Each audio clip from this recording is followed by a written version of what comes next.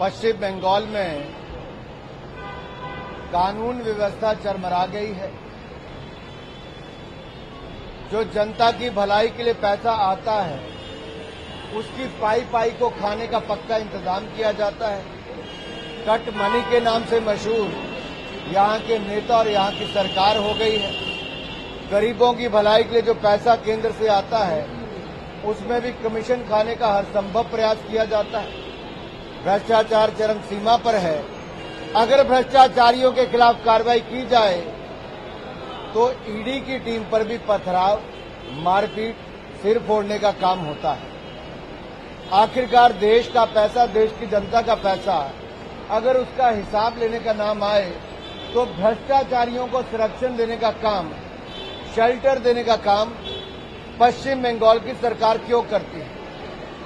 अब सवाल ये खड़ा होता है कि क्या यहां की माननीय मुख्यमंत्री ममता बनर्जी जी, क्या उनकी पकड़ अपने मंत्रियों, अपने सांसदों, अपने विधायकों पर नहीं?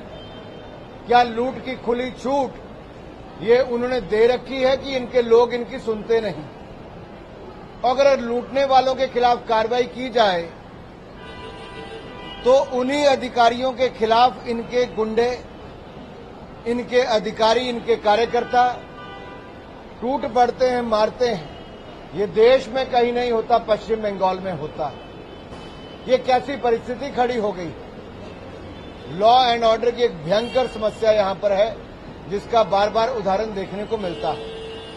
पिछले कल देश ने राष्ट्रीय युवा दिवस मनाया। देश में कम से कम 20,000 स्थानों पर लाखों युवाओं ने स्वामी विवेकानंद जी के जन्म दिवस पर राष्ट्रीय युवा दिवस मनाया। उनसे प्रेरणा स्रोत है हम सबके। प्रधानमंत्री जी स्वयं नासिक गए थे, लाखों युवाओं को वहां से संबोधित किया। लेकिन पश्चिम बंगाल के युवाओं को राष्ट्रीय युवा दिवस में शामिल होने की अनुमति क्या नहीं मिलती? यहां के बच्चों को क्यों नहीं भेजा जाता? यहां के युवाओं को क्यों नहीं भेजा जाता? और पश्चिम बंगाल जहां पर स्वामी विवेकानंद जी का जन्म हुआ, और ये धरती तो वो है जहां पर स्वतंत्रता सेनानियों ने जन्म लिया भी, अपना बलिदान भी दिया। ये महीना बहुत विशेष है। स्वामी विवेकानंद जी का जन्म दिवस है तो नेताजी सुभाष चंद्र बोस की,